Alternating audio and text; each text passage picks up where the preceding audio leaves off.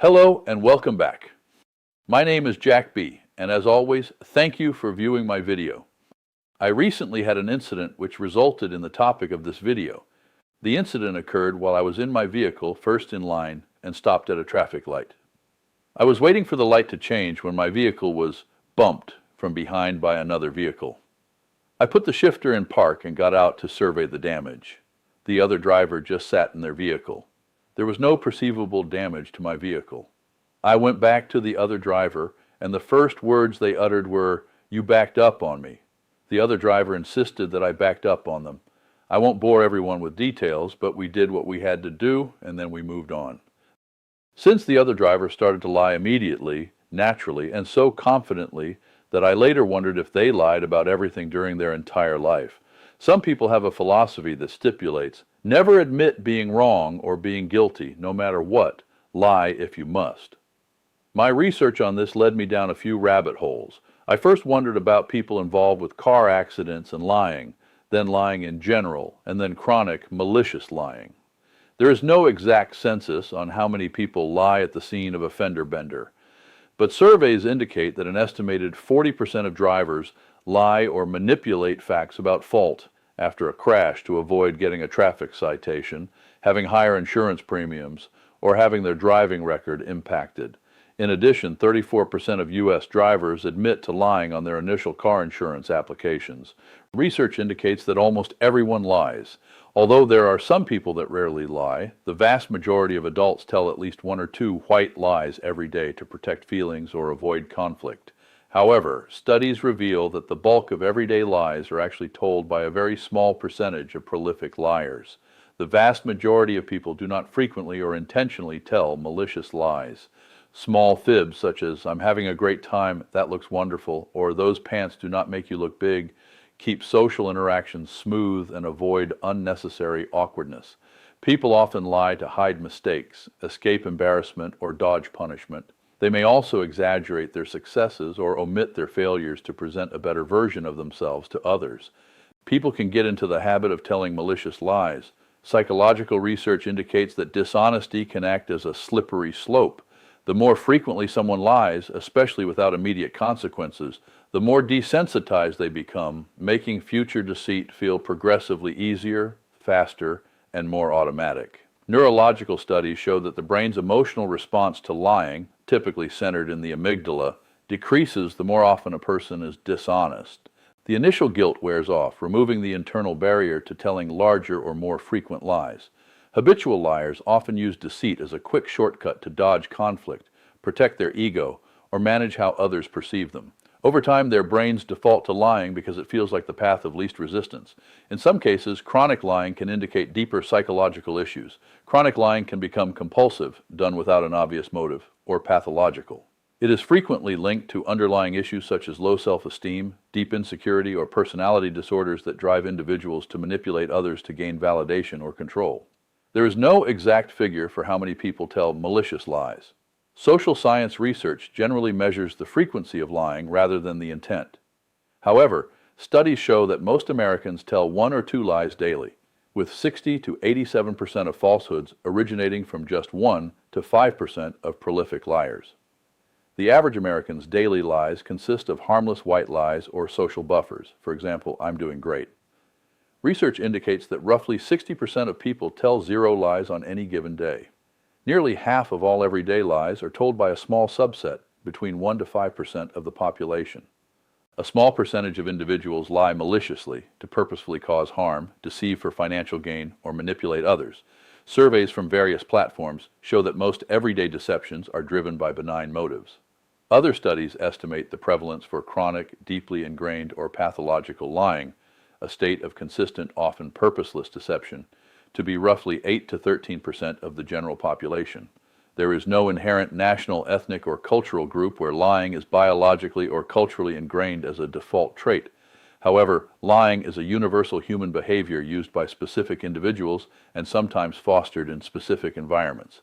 The contexts in which lying can appear ingrained include, number 1, Psychological issues such as antisocial personality disorder, narcissistic personality disorder, and individuals with complex trauma or PTSD may use lying as a survival mechanism to protect boundaries or regain a sense of control.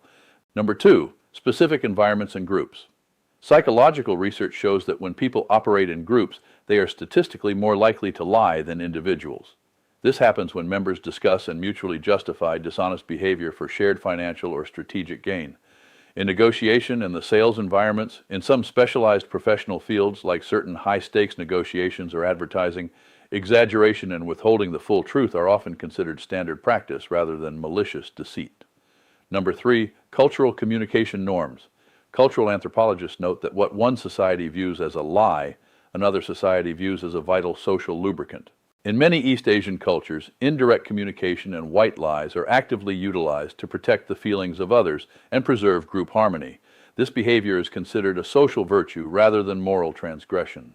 Many indigenous cultures, such as the Western Apache, utilize storytelling and metaphors to communicate truths without direct confrontation, which outsiders may misinterpret. During my research, I came across many terms and definitions of people who lie, but there were 2 terms that stood out. The first term was malignant personality disorder, which is more commonly referred to as the second term, malignant narcissism. Malignant narcissism is a severe theoretical construct and recognized psychological syndrome. It is characterized by extreme grandiosity, a profound lack of empathy, antisocial behavior, and taking pleasure in sadistic actions. It is considered one of the most toxic and destructive personality types. While a standard narcissist is primarily self-centered and driven by a need for admiration, a malignant narcissist actively seeks dominance and destruction. They do not merely want to feel superior, they want to tear others down to prove their power. Professionals classify malignant narcissism as a subtype of narcissistic personality disorder or antisocial personality disorder rather than an independent diagnosis. Malignant personality disorder is not listed as a standalone condition in the American Psychiatric Association's Diagnostic and Statistical Manual of Mental Disorders, 5th edition, or in the World Health Organization's ICD-11. Because malignant personality disorder is viewed as an extreme presentation of narcissistic personality disorder, a mental health professional should clinically evaluate and treat the behaviors associated with it. Unlike standard narcissistic personality disorder, malignant narcissism includes dark triad features, making it particularly dangerous. Number 1, sadism, deriving actual pleasure or satisfaction from humiliating, hurting, or controlling others. Number 2, antisocial behavior, disregard for social norms, a willingness to break rules, and a lack of remorse for harmful actions. Number 3, paranoia, a pervasive, suspicious belief that others are out to get them or plotting against them, which often justifies their own hostile behavior.